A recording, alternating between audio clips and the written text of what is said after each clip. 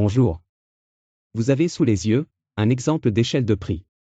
Une échelle de prix permet de passer du prix de départ, affiché chez notre fournisseur, soit le PAB, à celui que nous afficherons à notre tour dans notre commerce, soit le PVB.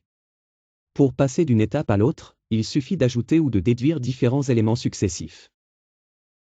Pour déterminer ces différents éléments, nous avons parfois recours à des pourcentages et à des règles de 3. Il est très important de placer correctement les pourcents. Dans le cas contraire, tous vos calculs pourraient être faux. À vous de bien regarder les différentes vidéos à votre disposition et de retenir les règles à appliquer. Les calculs se font toujours avec 3 éléments à la fois. On part d'un premier montant, auquel on ajoute ou retire une somme, dans le but d'obtenir le 3e élément. Par exemple, on part du PAB, auquel on soustrait le rabais obtenu, dans le but de déterminer le PAC.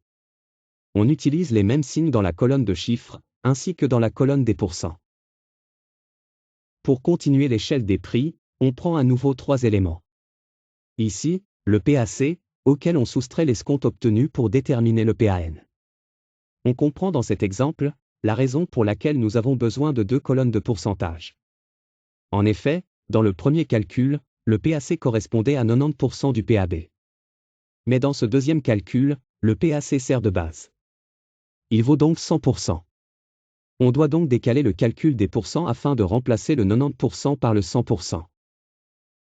Et c'est la même chose tout au long de l'échelle des prix. Ici, le PVC sert de base pour le calcul de l'escompte accordé. Il vaut donc 100%. Alors qu'il vaut 80% dans le calcul suivant. Vous noterez, une fois de plus, que les signes sont les mêmes dans la colonne des abréviations, que dans celle des montants et des pourcentages. Dans la vidéo suivante, je vous expliquerai quelques règles importantes concernant les pourcents. À très vite.